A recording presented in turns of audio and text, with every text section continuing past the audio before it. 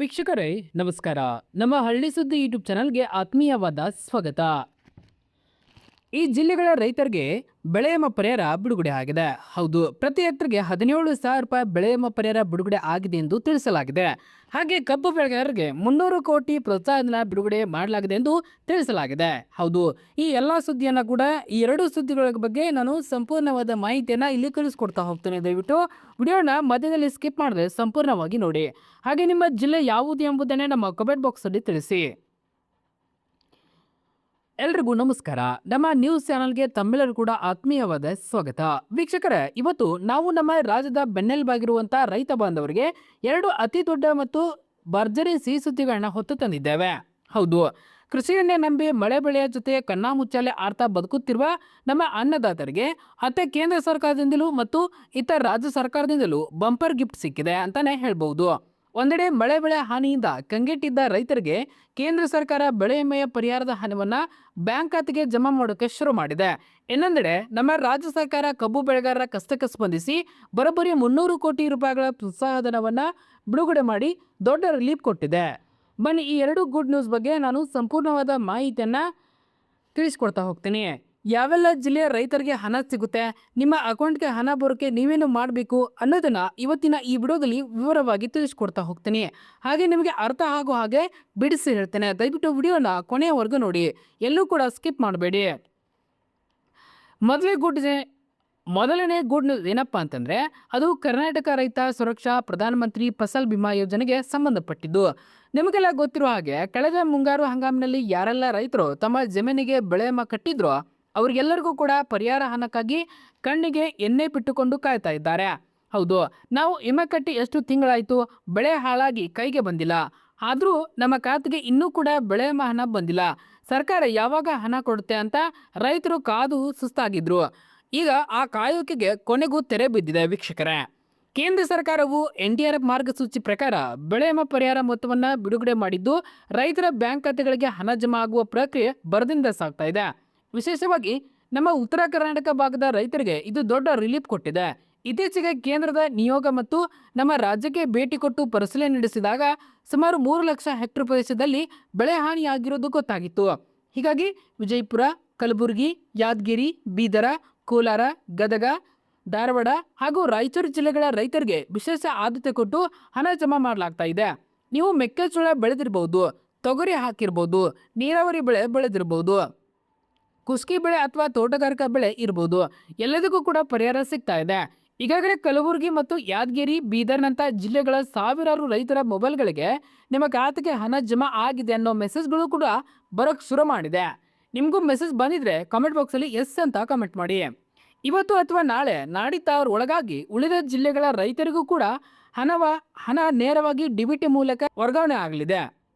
ಆದರೆ ವೀಕ್ಷಕರೇ, ಇಲ್ಲಿ ನೀವು ಅತಿ ಮುಖ್ಯವಾಗಿ ಗಮನಿಸಬೇಕಾದ ಮತ್ತು ನೀವು ಮಾಡಲೇಬೇಕಾದ ಒಂದು ಕೆಲಸ ಇದೆ. ಅದೇನಪ್ಪ ಅಂತಂದರೆ, ನಿಮಗೆ ಕೇಂದ್ರ ಸರ್ಕಾರದ ಯಾವುದೇ ಯೋಜನೆಗಳ ಹಣ ಅಂದರೆ ಅದು PM ಕಿಸಾನ್ ಸನ್ಮಾನ್ ನಿಧಿ ಯೋಜನೆಯ 2,000 ರೂಪಾಯಿ ಹಣ, ಅದು PM ಕಿಸಾನ್ ಸನ್ಮಾನ್ ನಿಧಿ ಯೋಜನೆ 2,000 ರೂಪಾಯಿ ಹಣ ಇರ್ಬೋದು, ಅಥವಾ ಈಗ ನಾನು ಹೇಳ್ತಾ ಇರುವ ಹಾಗೆ ಬೆಳೆ ವಿಮಾ ಪರಿಹಾರದ ಹಣ ಇರ್ಬೋದು.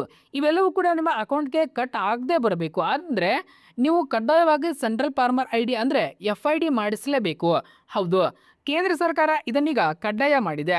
ತೋಟಗಾರಿಕಾ ಇಲಾಖೆ ಮತ್ತು ಕೃಷಿ ಇಲಾಖೆಯವರು ಈಗಾಗಲೇ ಎಲ್ಲ ಕಡೆ ಡಂಗುರ ಸಾರಿದ್ದಾರೆ. FID ಇಲ್ದಿದ್ರೂ ಕೂಡ ನಿಮಗೆ ಕೇಂದ್ರದ ಯಾವುದೇ ಸೌಲಭ್ಯಗಳು ಸಿಗೋದಿಲ್ಲ. ನಿಮ್ಮ ಅಕೌಂಟ್ಗೆ ಬರುವ ಹಣ ಅಲ್ಲಿಗೆ ಬ್ಲಾಕ್ ಆಗಿಬಿಡುತ್ತೆ. ಹಾಗಾದರೆ FID ಮಾಡಿಸೋದು ಹೇಗೆ? ಟೆನ್ಷನ್ ತಗೋಬೇಡಿ, ಇದು ಬಹಳ ಸುಲಭ. ನೀವೇ ನಿಮ್ಮ ಮೊಬೈಲ್ನಲ್ಲಿ ಫ್ರೂಟ್ ತಂತ್ರಾಂಶದ ಮೂಲಕ ವೆಬ್ಸೈಟ್ಗೆ ಹೋಗಿ ರಿಜಿಸ್ಟರ್ ಮಾಡ್ಕೊಳ್ಬಹುದು. ಗೂಗಲಲ್ಲಿ ಫ್ರೂಟ್ ಅಂತ ಟೈಪ್ ಮಾಡಿ ಆ ಫ್ರೂಟ್ಗೆ ಓಪನ್ ಮಾಡಿದ್ಮೇಲೆ ನಿಮ್ಮ ಆಧಾರ್ ಕಾರ್ಡ್ ನಂಬರ್ ಹಾಕಿ KYC ಮಾಡಬೇಕು. ಆಮೇಲೆ ನಿಮ್ಮ ಜಮೀನ ಪಹಣಿ ಅಂದರೆ RTCಯನ್ನು ಈ IDಗೆ ಲಿಂಕ್ ಮಾಡಬೇಕು. ಇದಿಷ್ಟು ಮಾಡಿದರೆ ನಿಮ್ಮ ಸೆಂಟ್ರಲ್ ಫಾರ್ಮರ್ ID ಕ್ರಿಯೇಟ್ ಆಗುತ್ತೆ. ಅಯ್ಯೋ, ನಮಗೆ ಮೊಬೈಲ್ನಲ್ಲಿ ಇದೆಲ್ಲ ಮಾಡೋಕ್ಕೆ ಬರಲ್ಲಪ್ಪ ಅಂತ ಅನ್ನೋರಿಗೆ ಚಿಂತೆ ಮಾಡಬೇಕಾಗಿಲ್ಲ. ನಿಮ್ಮ ಪಂಚಾಯತಿ ವ್ಯಾಪ್ತಿಯಲ್ಲಿರುವ ಗ್ರಾಮೀಣ ಕೇಂದ್ರಗಳಿಗೆ ಭೇಟಿ ನೀಡಿ ಅಥವಾ ನೇರವಾಗಿ ನಿಮ್ಮ ತಾಲೂಕಿನ ರೈತ ಸಂಪರ್ಕ ಕೇಂದ್ರ ಅಥವಾ ಕೃಷಿ ಇಲಾಖೆಗೆ ಅಥವಾ ತೋಟಗಾರಿಕಾ ಇಲಾಖೆಗೆ ಹೋಗಿ ನಿಮ್ಮ ಆಧಾರ್ ಕಾರ್ಡ್ ಮತ್ತು ಪಹಣಿ ಜೆರಾಕ್ಸ್ ಕೊಟ್ಟರೆ ಅವರೇ ನಿಮಗೆ ಉಚಿತವಾಗಿ ರಿಜಿಸ್ಟರ್ ಮಾಡಿಕೊಡ್ತಾರೆ. ಯಾರು ಮಾಡಿಸಿದ್ದೀರೋ ಅವರು ಸುಮ್ಮನಿರಿ, ಮತ್ತೆ ಯಾರು ಮಾಡಿಸಿಲ್ಲ ಅವರಿಗೆ ಮತ್ತೆ ಮಾಡಿಸುವ ಅವಶ್ಯಕತೆ ಇಲ್ಲ. ಆದರೆ ಯಾರು ಇನ್ನೂ ಕೂಡ ಮಾಡಿಸಿಕೊಂಡಿಲ್ಲ ಅವರು ದಯವಿಟ್ಟು ಇವತ್ತೇ ಹೋಗಿ ಈ ಕೆಲಸವನ್ನು ಮುಗಿಸ್ಕೊಳ್ಳಿ. ಇನ್ನು ಎರಡನೇ ಗುಡ್ ನ್ಯೂಸ್ ಏನಪ್ಪ ಅಂತಂದರೆ, ನಮ್ಮ ಕಬ್ಬು ಬೆಳೆಗಾರರಿಗೆ ವೀಕ್ಷಕರೇ, ಕಬ್ಬು ಬೆಳೆಗಾರರು ತಮ್ಮ ಕಬ್ಬಿಗೆ ಸರಿಯಾದ FRP ಬೆಲೆ ಸಿಗದೆ ಕಾರ್ಖಾನೆಯಿಂದ ಬಾಕಿ ಹಣ ಪಾವತಿ ಆಗದೆ ರಸ್ತೆಗಿಳಿದು ಸಾಕಷ್ಟು ದಿನಗಳಿಂದ ಹೋರಾಟ ಮಾಡ್ತಾನೆ ಇದ್ರು. ರೈತರು ಈ ಕೂಗಿಗೆ ಒಗ್ಗಟ್ಟಿರುವ ರಾಜ್ಯ ಸರ್ಕಾರ ಕಬ್ಬು ಬೆಳೆಗಾರರಿಗೆ ಹೆಚ್ಚುವರಿ ಪ್ರೋತ್ಸಾಹಧನ ಕೊಡುವುದಾಗಿ ಈ ಹಿಂದೆ ಮಾತು ಕೊಟ್ಟಿತ್ತು. ಈಗ ಆ ಮಾತನ್ನು ಉಳಿಸಿಕೊಂಡಿದೆ. 2025 ಮತ್ತು 26ನೇ ಸಾಲಿನಲ್ಲಿ ರಾಜ್ಯಾದ್ಯಂತ ಇರುವ ಸುಮಾರು 85 ಸಕ್ಕರೆ ಕಾರ್ಖಾನೆಗಳ ವ್ಯಾಪ್ತಿಯಲ್ಲಿ ಬರುವ ರೈತರಿಗಾಗಿ ಬರೋಬ್ಬರಿ 300 ಕೋಟಿ ರೂಪಾಯಿಗಳ ಬೃಹತ್ ಮೊತ್ತವನ್ನು ರಾಜ್ಯ ಸರ್ಕಾರ ಬಿಡುಗಡೆ ಮಾಡಿದೆ.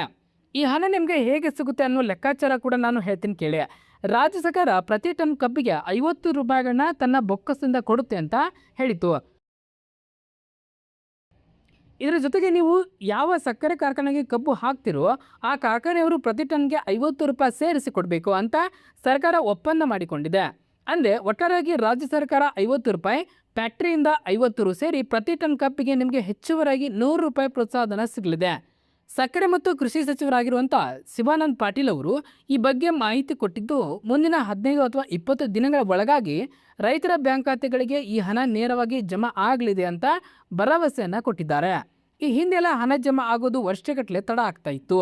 ಆದರೆ ಈ ಬಾರಿ ರೈತರಿಗೆ ಸಕಾಲಕ್ಕೆ ಹಣ ತಲುಪಿಸುವ ನಿಟ್ಟಿನಲ್ಲಿ ಸರ್ಕಾರ ಫಾಸ್ಟಾಗಿ ಕೆಲಸ ಮಾಡ್ತಾ ಇರೋದು ಒಳ್ಳೆಯ ಬೆಳವಣಿಗೆ. ನೋಡಿದರೆ ವೀಕ್ಷಕರೇ, ಇವೆರಡೂ ಕೂಡ ನಮ್ಮ ಅನ್ನದಾತರಿಗೆ ಅತ್ಯಂತ ಪ್ರಮುಖವಾದ ಮಾಹಿತಿಗಳು ಆಗಿವೆ.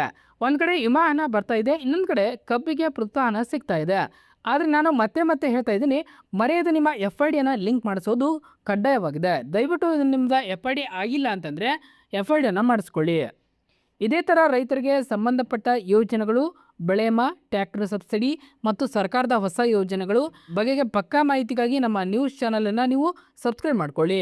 ಪಕ್ಕದಲ್ಲಿರುವ ಬೆಲ್ ಐಕನ್ ಒತ್ತಿ ಕೂಡ. ಹಾಗೆ ಈ ವಿಡಿಯೋ ನಿಮಗೆ ಉಪಯುಕ್ತ ಅನಿಸಿದರೆ ದಯವಿಟ್ಟು ಒಂದು ಲೈಕ್ ಕೊಡಿ ಮತ್ತು ನಿಮ್ಮ ಊರಿನ ವಾಟ್ಸಪ್ ಗ್ರೂಪ್ಗಳಲ್ಲಿ ನಿಮ್ಮ ರೈತ ಸ್ನೇಹಿತರಿಗೆಲ್ಲ ಈ ವಿಡಿಯೋನ ಈಗಾಗಲೇ ಶೇರ್ ಮಾಡಿ. ಅವರಿಗೂ ಕೂಡ ಈ ಗುಡ್ ನ್ಯೂಸ್ ತಲುಪುವಂತೆ ಮಾಡಿ. ಮತ್ತೊಂದು ಉಪಯುಕ್ತ ಸುದ್ದಿಯೊಂದಿಗೆ ಮತ್ತೆ ನಾನು ಮುಂದಿನ ವಿಡಿಯೋದಲ್ಲಿ ಸಿಗ್ತೇನೆ. ಅಲ್ಲಿವರೆಗೂ ನೋಡ್ತಾ ಇರಿ, ನಮ್ಮ ನ್ಯೂಸ್ ಚಾನಲನ್ನು ಸಬ್ಸ್ಕ್ರೈಬ್ ಆಗಿ. ಧನ್ಯವಾದಗಳು.